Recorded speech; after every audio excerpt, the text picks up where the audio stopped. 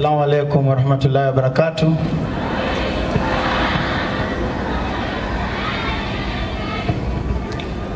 Kwanza kabisa ningependa nitambue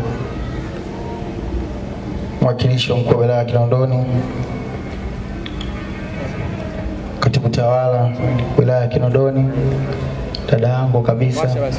Kushukuru sana kwa kufika kwako. Kufika kwako ni thamani kubwa sana. Dada yangu Wada, nakushukuru sana. Mara nyingi umekuwa mstari mbele katika kila tunapokuwa na jambo, kushirikiana na ndugu zetu kwenye kusaidia, kwenye kujitoa katika jamii, na Mwenyezi Mungu akuongezee baraka zaidi katika nafasi zako ya kazi. Jambo la leo unalofanya hapa, kufika kwako hapa, ni jambo kubwa sana kwa Mwenyezi Mungu. Inshallah Mwenyezi Mungu akulipe kila laheri. Lakini pia tambue mwakilishi mkuu wa wilaya Ilala, afisa mtendaji, afisa maendeleo wilaya ya Temeke, Sadat Mtuare, kushukuru sana na tufikishie salamu zetu wilaya ya Temeke. Waambie leo tunalifanya wilaya hii tukijumuisha wilaya zote, lakini panapo majaliwa inshallah wakati mwingine tutakuja Temeke kabisa kufanyia pale pale. Lakini pia niwashukuru, mmekuwa mstari wa mbele sana katika kitu tunapokuwa na jambo kama taasisi hii ya Wasafi, kutunga mkono, kushirikiana na sisi, na ndio Mwenyezi Mungu anavyoelekeza, lakini pia ndio nchi yetu inavyotaka, serikali yetu inavyotuongoza. Tunawashukuru sana.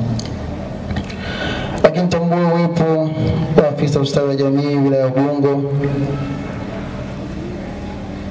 Nimshukuru pia kwa kuwepo. Wilaya ya Ubungo imekuwa ni miongoni mwa wilaya ambao tunashirikiana nazo sana. Tambue uwepo wa wote ambao wamefika, habibi na mabwana. Niseme assalamu alaikum warahmatullahi wabarakatuh.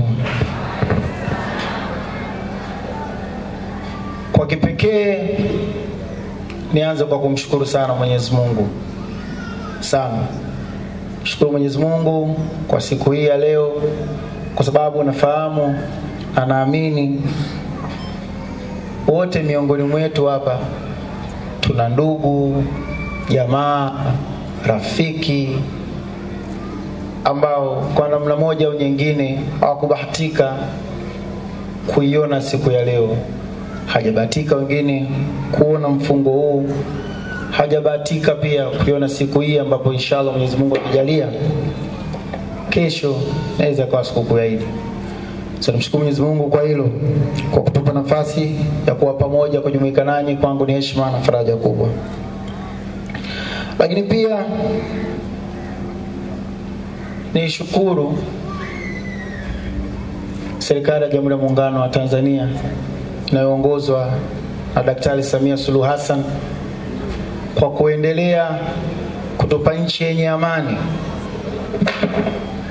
nchi yenye mshikamano, nchi yenye upendo. Na kutokana na upendo huo tuliokuwa nao, ndio maana siku kama ya leo tumekaa hapa kwa amani wote kwa pamoja. Ndugu zangu wa Tanzania, niwaambie ukweli, amani ni jambo la muhimu sana. Wote mashahidi tunaona katika nchi tofauti tofauti huko sasa hivi, kama alivyosema kakaangu Zembwela, watu muda huu wanatafutana. Mama amjui mtoto alipo, mume amjui mke alipo. Lakini serikali yetu hii inaongozwa na Jemedari Daktari Samia Suluhu Hassan imekuwa ikituongoza vyema na kuhakikisha kwamba tunakuwa tuna amani, tuna upendo, tuna mshikamano. Lakini ukiacha yote, kuhakikisha kwamba inaweka miundombinu inayotuwezesha sisi kama Watanzania kufanya mambo yetu katika namna ambayo ina amani, namna rahisi. Kama leo tuko hapa viwanja vya Leaders, watu wamekaa vizuri kwa amani, kwa sababu mazingira haya yanaandaliwa au yameandaliwa na serikali ya Jamhuri ya Muungano wa Tanzania inayoongozwa na Daktari Samia Suluhu Hassan. Mtakuwa mchoyo wa fadhila sana nisipowashukuru ndugu zetu wa TCRA. Na hapa nina sababu kubwa sana kuwashukuru. Kuwashukuru kwa kutuamini kutupa leseni hii ya vyombo hivi vya habari. Leseni hii ndugu zangu ni dhamana kubwa sana. Chombo cha habari ni kitu kenye nguvu kubwa sana. Na kupata dhamana yake unatakiwa kuaminiwa sana na serikali. Kwa sababu unaweza ukaijenga taifa au ukalibomoa taifa. Namshukuru Mwenyezi Mungu. Shukuru timu niliyokuwa nayo kadri siku zinazozidi kwenda. Tunatumia leseni hizi kuhakikisha kwamba zinakuwa ni tija, zinakuwa ni chanya, zinakuwa ni chanzo cha maendeleo, chanzo cha furaha katika nchi ya Tanzania. Na hata jambo la leo isingelikuwa sisi tumepata dhamana ya leseni hii, isingekuwa serikali kutuamini, isingekuwa TCRA kutuamini, kutulea, kutuelekeza, naamini tusingeweza kuwa tumekaa hapa na umati ule uliokuwepo hapa kwa jambo hili kubwa tunalofanya leo.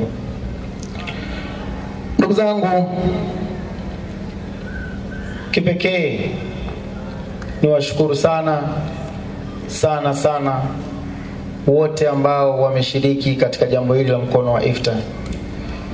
Sisi kama chombo, kwetu sisi jambo hili ni jambo muhimu sana.